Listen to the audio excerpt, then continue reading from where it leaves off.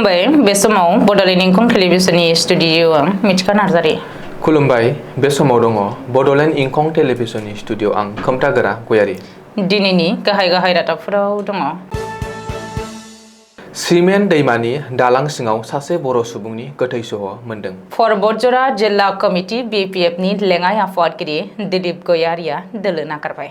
जौ फाग्ला बिफाया 3 दान फिसाखौ दैखराव गारहरना गावखौ पुलिसनो गथायदों। मावफुं सोद्रोमा सजल कुमार सिंहनि हेंथायै बिटिआर नेमसुनि अजद खालामनायनि सायाव फिनजाथाय। सिफाझाराव फुड पयजनिं प्रसाद जानानै सा 200निबो बांसिन सुबुङा देहा फाहामसालियाव। आसामाव दैबानाजों आबादफोरा लोमसावनायाव गोबां आबादारिफोरा दुखु सैनांदों। रेशन माइरं जाख्ल'नायखौ लानानै आसामनि गंसे गामियाव हर गेजेराव दावराव दावसि। ईदनि कुर्बानिखौ लानानै गोख्रों एसअपि फोसावदों। दानिया बैदिनि आबुं रादाबाव।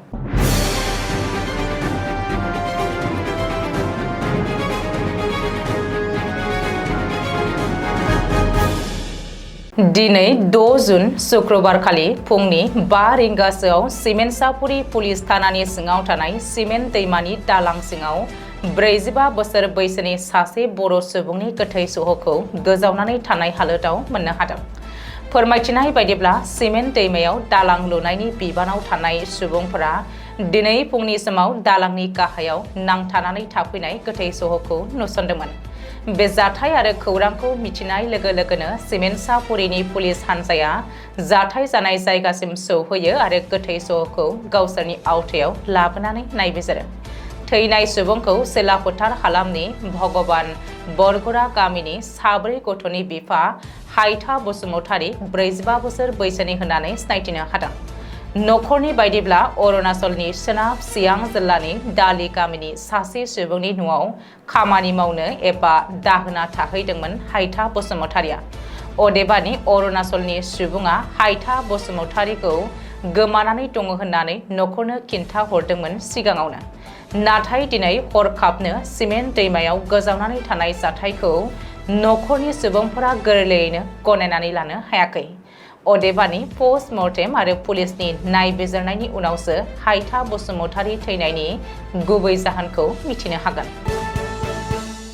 हाग्रामा महिलारि दैदेननाय बिपिएफ दोलोनि थाखाय आरोबाव गेदेर खहा। बिटिसि बिसायख'थिनि सिगां आरोबाव गुबुन सासे बिपिएफ दैदेनगिरिया दोलो नागारबाय। बे खेबाव परबतजरा जिल्ला कमिटि बिपिएफनि लेङाइ आफादगिरि दिलीप गयारिया दोलो नागारदों। 2017 मायथाइनिफ्रायनो बिपिएफ दोलोआव सासे एक्टिभ दैदेनगिरि महरै खामानि मावबोदोंमोन। मिन्थिनो हानाय बादिब्ला परबतजरा कमिटि बिपिएफनि लेङाइ आफादगिरि दिलीप गयारिया जिल्ला आफादगिरिनो गांसे लाइजाम लिरहरनानै लेङाइ आफादगिरि आरो दोलोनि प्राइमारि मेम्बारशिपखौ नागारदों। मख'नो गोनांदि थांनाय 8 बोसोराव दिलीप गयारिया बिपिएफ दोलोआव थानानै खामानि मावनायनि उनाव हरखाब दोलो नागारनाय जाथाया राजखान्थियारि थाखोआव जोबोरैनो सावरायजादों। मरियनीनि चेलेंहाटआव मोनसे गिख्रंथाव बुथारनाय जाथाय। जौ फाग्ला बिफाया गावनि 3 दाननि खुदियाखौ दैखराव गारहरदों। चेलेंहाटनि दालिम साहा बागाननि टेक्ला लाइनआव जादों बिखा खायसेब मोनहोनाय जाथाया। दुथां बिफानि आखायाव 3 दाननि सासे खुदियाया जिउ खोमानो गोनां जादों। अमर बराइक मुंनि सुबुंनि हेंथायै गावनि खुदियाखौ बुथारनायनि गोख्रों अजद थिखांदों। मिथिनो हानाय बायदिब्ला चेलेंहाट पुलिस आउटपस्टनि सिङाव थानाय दालिम साहा बागाननि टेक्ला लाइननि अमर बराइक आरो बिनि बिसिनि गेजेराव थांनाय हरनि 10 रिंगासोआव माबा बाथ्राखौ लानानै नांज्लायनाय जादोंमोन।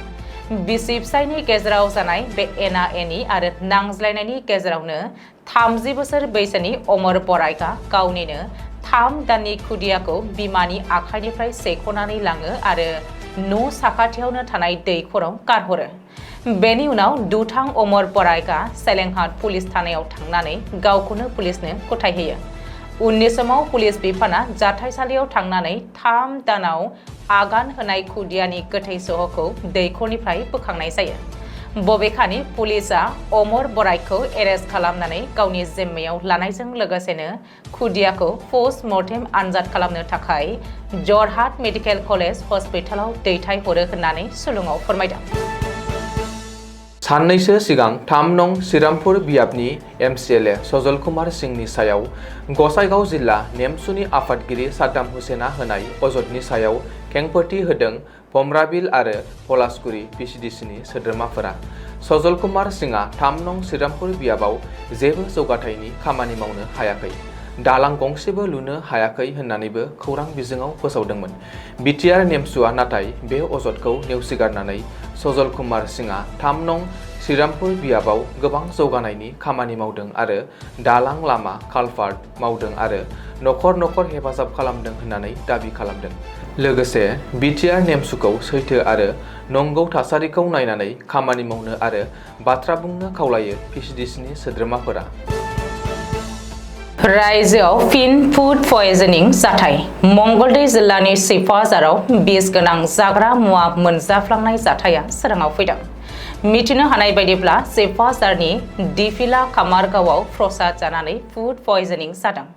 बे फुड पयजनिंआव सासे सानै 10-20 नङा 200निबो बांसिन सुबुङा जब्रायाव गोग्लैनानै देहा फाहामसालियाव थांनो गोनां जादों। उन्दै उन्दै खुदिया गथ'साफोर आरो आइजोफोरखौ लानानै गामिनि 200निबो बांसिन सुबुङा बिस गोनां प्रसाद मोनजानानै जब्रायाव गोग्लैदों।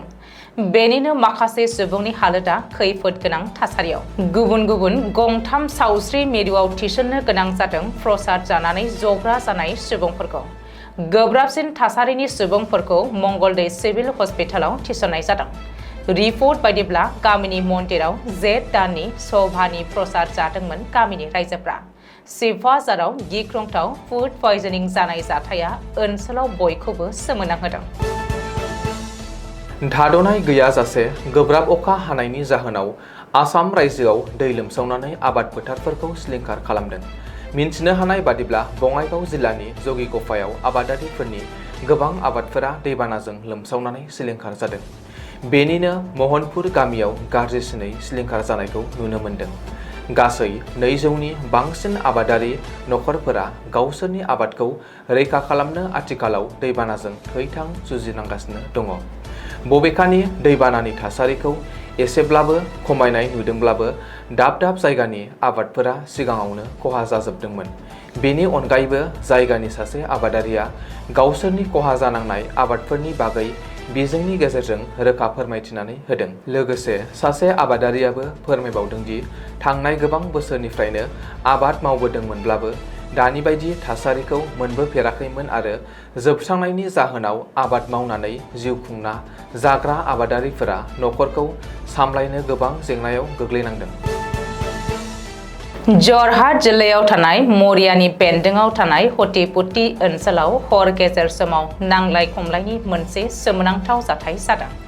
मिथिनो हानाय बायदिब्ला रेशन फालांगिरिया सोरखारनि गेजेरजों जगायनाय माइरंखौ थियै होआजासेनो जायगानि थागिरिफोरखौ गोबाव समनिफ्रायनो थगायनानै दोनबोदों होननानै गोख्रोङै दाबि खालामदों। मोनसे समबाय आफादनि एजेन्ट सन्जीब गगैजों सामलायजानाय स्टरखौ दानफ्रोमबो मोननांगौ माइरंनिफ्राय 1 किल'ग्राम खम बिबाङै माइरं हरनायनि जाहोनाव जायगानि थागिरिफ्रा रागा जोंखांनानै स्टरखौ बेंखनजोबदोंमोन। गोबाव समनिफ्रायनो एजेन्टआ दिदोमै खामानि मावालासिनो गावनि गोसो बायदि सुबुंफोरनो जगायनानै होबोदोंमोन होननानै रिपर्टआव फोरमायदों। बबेखानि जाग्रा आदार आरो जगायग्रा बिफाननि मावख'गिरिफोरा जाथायसालियाव हरनि समाव नुजाथिहैनानै दुंहाव थासारिखौ सावरायलायनायनि गेजेरजों गाहाम थासारियाव लाबोफिनो। रेशन मोनग्रा गैजारोङै नखरनि सुबुंफ्रा गावसोरनिफ्राय सोबख'नानै जाग्रा एजेन्टनि बेरेखायै गोख्रों आयेनारि राहा लानो गोख्रोङै खावलायदों। गाबोन इस्लाम धोरोमारिफोरनि गोथार ईदखौ लाना इस्लाम धोरोमारिफोरनि गेजेराव रंजानायनि थासारि। नाथाय आसामाव ईद फालिनायनि थाखाय देग्लाय नेमखान्थि फोसावदों।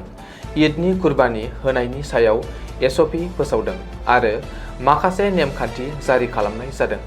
गाबोन ईदनि कुर्बानि होनाय समाव साफ्रोमबो मुसलमानफोरा बे SOPखौ मानिनानै सोलिनो नांगोन, नङाब्ला गोख्रों साजा मोननांनो हागौ आरो जोबथेसालियावबो थांनांनो हागौ। SOP बायदियै पाब्लिक प्लेसआव जिब जुनारखौ कुर्बानि होनो हानाय नङा। थिखानाय जायगायावसो कुर्बानि होनांगोन। लामायाव कुर्बानि होनो मोननाय नङा। कुर्बानि होनायनि जायखिजाया सावगारि आरो भिडिअ'खौ ससियेल मिडियायाव फोसावनो मोननाय नङा। कुरबानी होनो लाबोनाय जुनारनि साखाथियाव उन्दैसा गथ'फोरखौ हगारनो मोननाय नङा। कुरबानी होनो लाबोनाय जुनारखौ न'आवनो खानानै लाखिनांगोन। कुरबानी होनाय समाव आरखाफोर बाहायनो नांगोन। कुरबानीनि माखासे गारजानाय मुवा बेसादखौ लामा सामानि साखाथियाव आरो फुख्रियाव गारनो मोननाय नङा। बेनि सोलाय हा सिङाव फबनानै दोननांगोन। मख'नो गोनांदि ईदनि कुरबानी होनाय समाव बैफोर माखासे बिथोननि मोनसेखौ सिमफायोब्लानो जोबथेसालियाव थाहैनो गोनां जागोन। दिनैनि रादाबा एसेनोसै। गोजोन्थों। गोजोन्थों।